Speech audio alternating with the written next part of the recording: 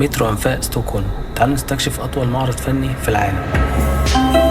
Nästa C-centralen byter till tunnelbana mot Ropsten, Mörby centrum, Kungsträdgården, Akalla och Hjulsta samt till pendeltåg.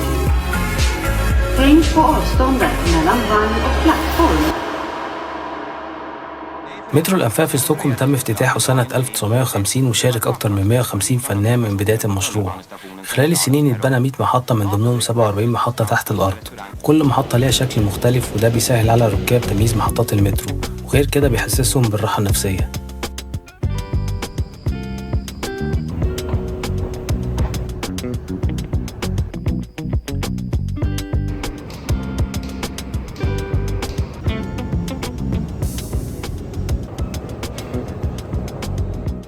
تي سنترالن أكبر محطة مترو في المدينة، تعتبر أهم نقطة ل 200,000 شخص يوميا. تي سنترالن بيربط كل خطوط المترو من الخط الأحمر الأزرق الأخضر وكمان الكمبيوتر ريل.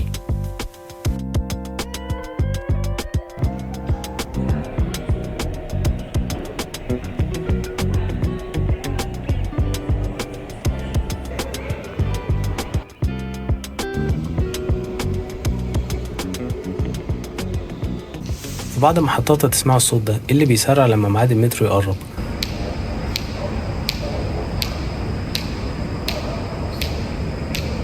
وده عشان الناس اللي عندها عمى أو ضعف نظر تقدر تعرف ميعاد المترو واتجاهه بسهولة.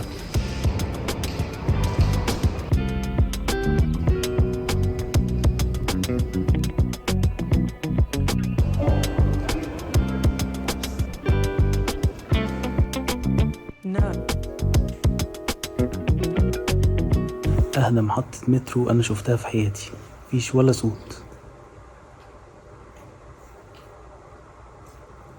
الساعة لسه 8 بالليل لكن مفيش حد هنا في هالومباريان. شخبطة الأطفال في كل جدران محطة المترو شيء عجيب بصراحة.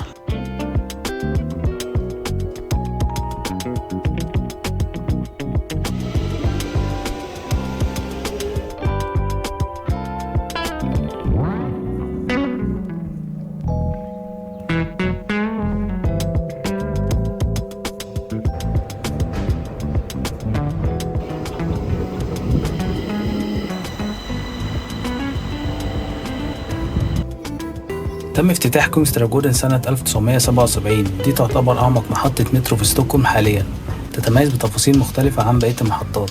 الديكور والتماثيل اللي في كونغستراجودن أصلها بيرجع لقصر اسمه موكالاس بالاتس، فلما القصر ده اتحرق سنة 1825 احتفظوا بالديكورات اللي باقية. مرت السنين وحطوها هنا في محطة المترو اللي القصر كان مبني فوقيها.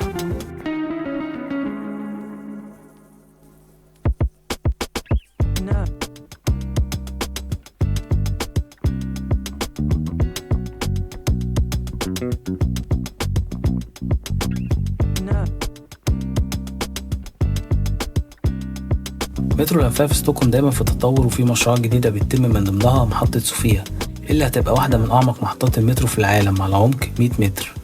Via new tunnel under the water. This will relieve the whole metro network by providing an alternative to the most congested section in central Stockholm. One branch is going to the southeast, with new housing, offices, shopping, cultural facilities and community services alongside the metro. ودي كانت جولتنا النهارده في يمكن أجمل مترو أنفاق في العالم. يا رب يكون الفيديو عجبكم، متنسوش تعملوا لايك وسبسكرايب واشوفكم الفيديو الجاي. سلام.